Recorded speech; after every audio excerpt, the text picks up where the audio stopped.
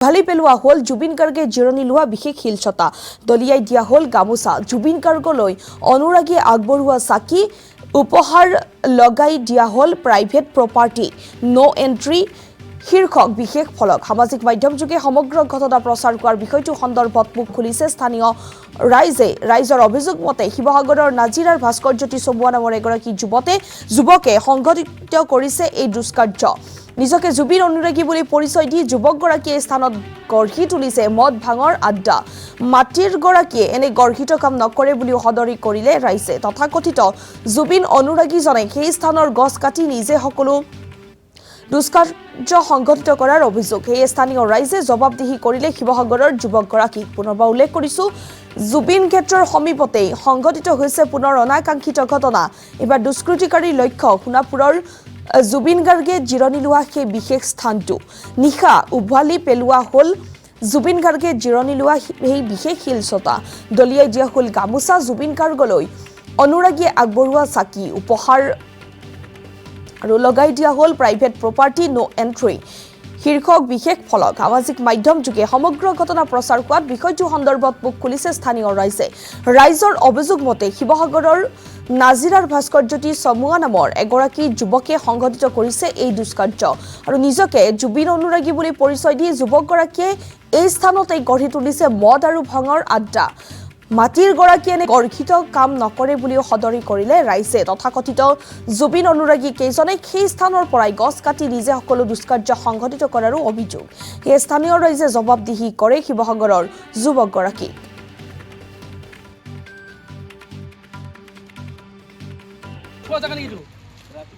তাত নিয়ম আছে পৰম্পৰা আছে তাত কি খোৱা জাগা নেকি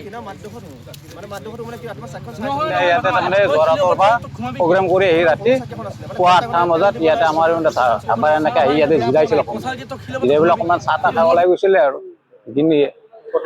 ফটো উঠিছিলে কিবা আছিলে 1 ঘণ্টা 2 ঘণ্টামান জিৰাইছিলে এইখিনি আপোনাৰ তাৰমানে নিউজে তাৰমানে আৰু এইটো উঠাই দিলে ভাইৰেল হৈ গ'ল ই আহে নৱেম্বৰ 27 তাৰিখে আহি ইয়াতে উদ্বোধন কৰি আছে ভাস্কৰজ্যোতি চাব নাই কৰ এনেকে নাজানো 27 তাৰিখে আহি ইয়াতে তোমাৰ মদৰ আড্ডা তাত দিনৰ টাইমত খাই গছ পুলি ৰুম লয় এই মাটিবিলাক বাউণ্ডাৰী দি দিছে মাটিৰ মালিকৰ খং উঠি গৈছে গছবিলাক কাটিছে কিন্তু মাটিৰ মালিকৰ খং উঠি গৈছে সেইকাৰণে মাটিৰ মালিকে অলপ হেৰি কৰিছে প্ৰব্লেমটো এনেকুৱা তাৰমানে ইয়াৰ কাৰণে দ্ৰুত দি গৈছে আৰু আমি প্ৰথম যেতিয়া ভিডিঅ' কৰিছিলো বা সময় দেখা পাইছিলো শিলখন আমি উঘলি যাব বুলি ভাবিছিলো কিন্তু বাস্তৱত দেখা পালো যে এজন ল'ৰা শিৱসাগৰ হয় নাজানো সি ডিমৰা একো হেৰিয়ে নাজানে ইতিহাসে নাজানে এই শিলখনি উঘলি ইফানে পৰা ইফানে উঘলে একচুৱেলি এইখন মাটি একচুৱেলি প্ৰাইভেট মাটি হয় প্ৰাইভেট সম্পত্তি যে কোনোবা এজন কিবা কৰাৰ লগে লগে মালিকক একবাৰ সুধিব লগা হয় কিন্তু সি নুসুধা পোছাকে আজি গোটেই গছবিলাক কাটি পেলাইছে সি জুবিন দাই গছবিলাক কাটা ভাল পোৱা নাছিল নহয় জুবিন দাই পৰাপক্ষে গছ লগাবহে ভাল পাইছিল অসমবাসী ৰাইজক গছ লগাব লাগে বুলি কিমান নিবেদন আবেদন কৰিছে তাৰ ফলত সি কি কৰিছে আহি গছ কাটিছে মদ পানী খাই এটা ঘৰ সাজিছে তো মাটিৰ মালিকে ভয় খাবই বেচাৰা সেই মাটিৰ মালিক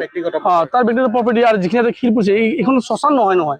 স্মৃতি খুব সুন্দৰভাৱে কাৰ্বি জনজাতি হিচাপে নিয়ম নীতি কৰি ধুনীয়াকৈ শিলখন ৰাখাই দিছে তেখেতৰ পৰিয়ালৰ মানুহ এইখন শিল সি উঠাইছে তাৰ ওপৰত ঘুমাইছে সেই মানুহৰ অপমান হয়নে জানো সেইকাৰণে আজি ইতিমধ্যে শীঘ্ৰে এই ল'ৰাজন আহিৰ পৰা আমি বহিষ্কাৰ কৰি দিম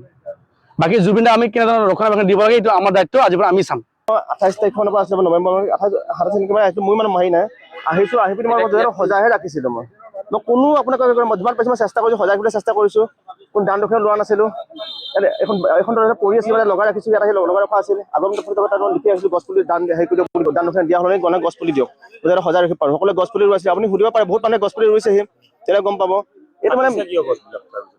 আপোনাৰ দেখাছে গছখিনি তুমি গছ-গছনি কাটি শিলবিলাক ভাঙাৰ অভিযোগ উত্থাপিত গছখিনি আপোনাৰ যেনে সৰিয়হ গছজোপা এনে কিছুমান গছ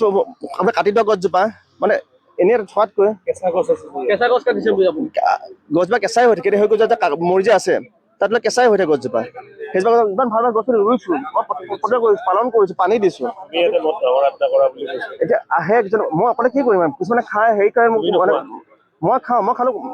মইতো খাওঁ বাহিৰত খাওঁ মই নিজৰ পইচা খাওঁ মই পেইণ্টিং কৰোঁ খাওঁ দূৰত গৈ খাওঁ বাহিৰত খাওঁ অকলে খাব কষ্ট হয় দিন ৰাতি লাগি থাকোঁ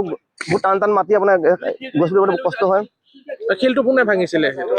শিলটো ভঙা দিনাখন মই নাছিলোঁ, শিলটো আপোনাৰ পাছত পেলাই থৈ গৈছিলে। মই যোৱাকালি আনি অকণমান লগালোহি। আপুনি ভগা নাই, আপুনি নাছিলে, কিন্তু আপুনি কৈছে মাটি মালিকে থাকিছে। তেতিয়া তেওঁলোকে ভিডিঅ' দিছে ন মোক। এই মাটিখিনিৰ গৰাকী আছে বুলি তুমি জানানে? গৰাকী আছে গম পাইছোঁ, তেওঁক আহক আলোচনা কৰোঁ, তেওঁক বাৰে বাৰে মাতো।